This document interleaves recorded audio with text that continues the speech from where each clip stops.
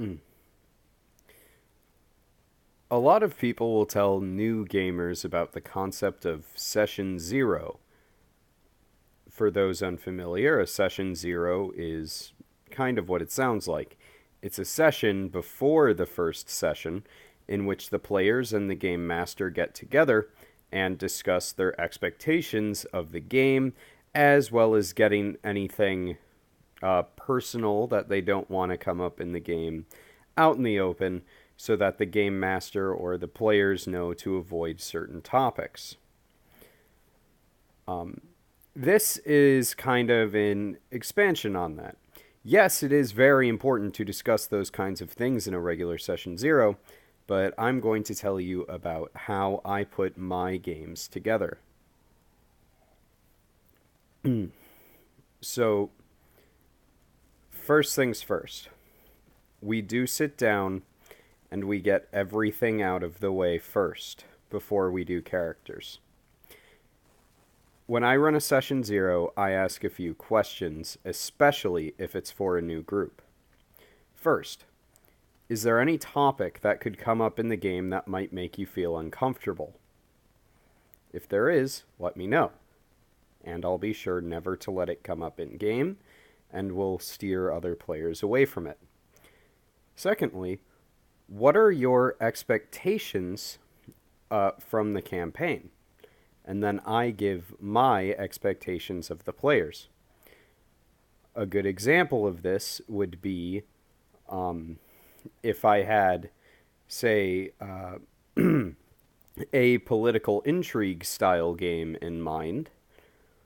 I would expect that the players know that and kind of follow any hooks that I leave regarding some kind of investigation or conspiracy or whatnot, rather than going off on their own to slay a dragon or something in that sort of situation.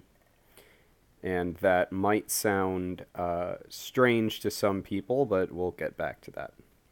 Once we get all the normal Session Zero stuff out of the way, the next step is character creation. I ask that my players make characters together at the table. This prevents people from A, stepping on each other's toes too much. For instance, if we're playing. One moment. Let's say we're playing Dungeons and Dragons 5th edition. And we're doing a very traditional kind of dungeon-esque game. It might not be very fun if every single person is playing a character that are all specialized into disabling and disarming traps. It would turn into, well, basically one person, typically whoever's the best at it, will always get to do it. Or anytime we enter a room, all four players want to look for traps, etc. I'm getting too far off topic, but yeah, first, prevents people from stepping on anyone else's toes. Secondly, it helps give everyone at the table a good idea of what everyone else is playing, which can be important. My fellow game masters, you will quickly find that players are very willing to open up cool moments for other players if the opportunity arises. If, for instance,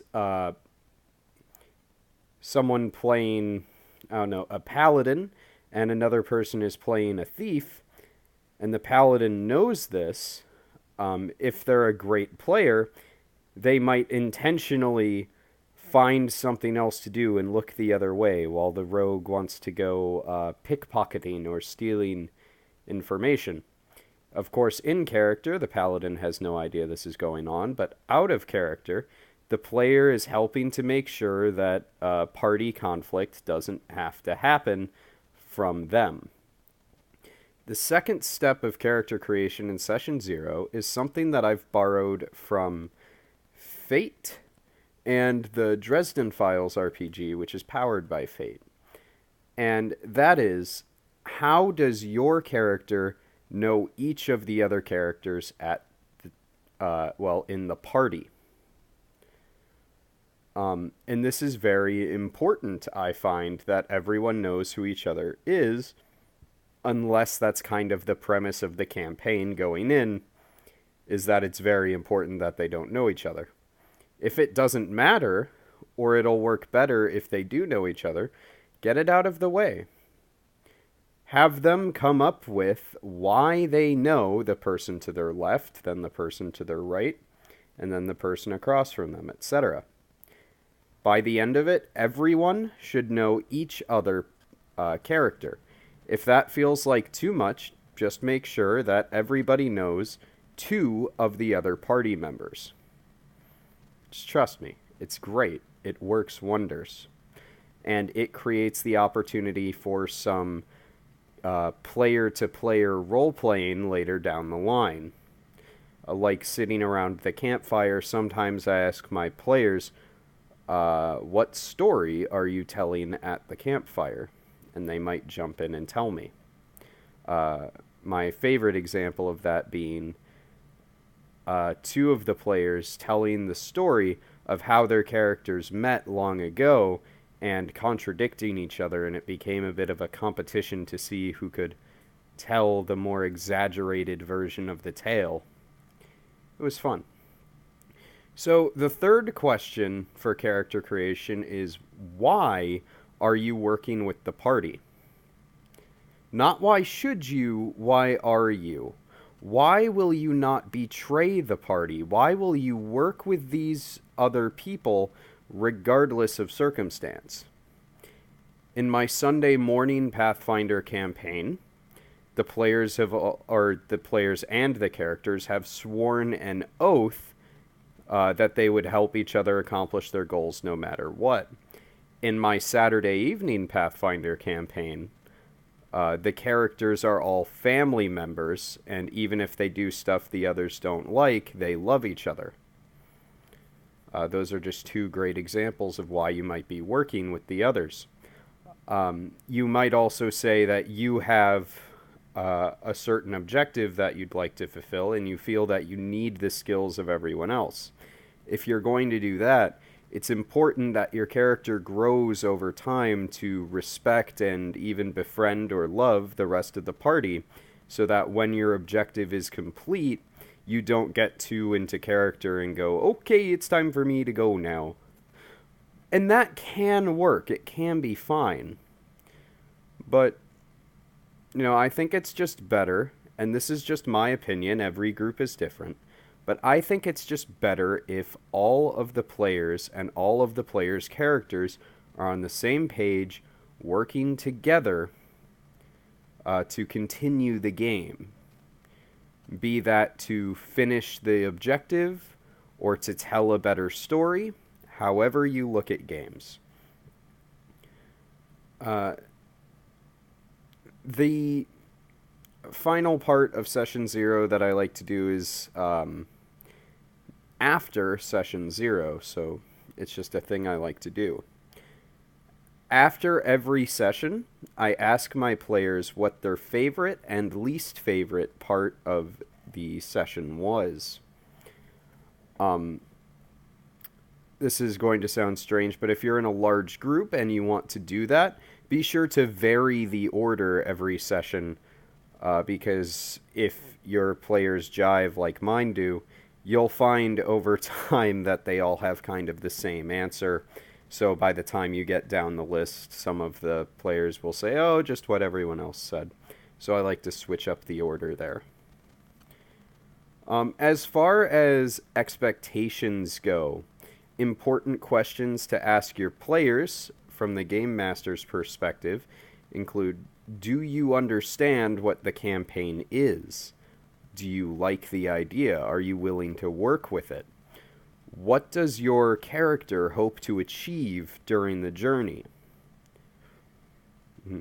What are some of your character's likes and dislikes? What are some of your likes and dislikes? And you don't have to ask like every single question that every Session 0 article or video tells you to. That would take forever. Honestly, it's just about getting a feel for your players if they're new to you, and making sure that everyone's on the same page if it's a group that you're familiar with. One thing that I like to ask at session zero that I don't see come up often in the articles is how familiar are you with the game system? Do you need some extra help with character creation? Would you like us to look over your character sheet and make sure everything is fine? Do you know what the system is? Do you have any questions about the rules? And if you find that they're very familiar game masters, then you lucked out. I'm of the opinion that rules lawyers are excellent players for the most part, as long as they're not being, mean about it. I play online, so a lot of the time, if I make a rules mistake, my players will privately message me during the game and say, hey, did you know that it actually works like this? And the even better ones will ask, is this for a special thing, or did you legitimately forget? And I'll let them know. And if they don't ask that, I'll be like, thank you very much for pointing that out. I did this intentionally. And it doesn't take a lot of time. It's just a little sentence to type. Let's see. Oh, and then because all of my players are pretty much from the same group, we have a Discord server with like maybe 30 people in it, and we keep in touch. We like to talk about future game ideas, which is where my massive list of campaign ideas came from. So if you have the opportunity, one of the things I like to do before session zero is come up with a few different campaigns and have my players vote on them and see which one everybody wants to do, or have the players come up with ideas and then generate a campaign from there. In fact, my Sunday morning campaign called The Pact, which I did a video on, and there will be a link in the description. The Pact was the result of me telling my players, hey guys, I know you're liking this campaign, but I'm really miserable on this right now. I don't like where this is going. This really isn't what I had in mind. And everyone was totally okay with that because I was upfront and on the same page. I'm like, would you guys mind playing a different game with me? And they agreed. So because it was me that wasn't happy with the last campaign, I asked them, hey guys, what do you want? And they ended up together coming up with the idea of The Pact, which is now like the first thing I pitch to people for a new group. Let's see. Oh, as a final tip to just out of nowhere for players who are looking for games, my advice to you is don't be afraid to branch out. We do live in an age where you can find a game really easily for the most part, especially if you're a game master, but also if you're a player. But if you're really looking for a game and you see an advertisement for a game that you're unfamiliar with, a system that you're unfamiliar with, like if you've only played Pathfinder or 5th edition Dungeons and Dragons and you see if you see an ad for, say, Starfinder or Stars Without Number or Traveler, I don't know why I'm on science fiction all of a sudden, but try it out. See what you like and what you don't like in a gaming system. The only way to know is to branch out. Thank you very much for watching, and have a fantastic rest of your day.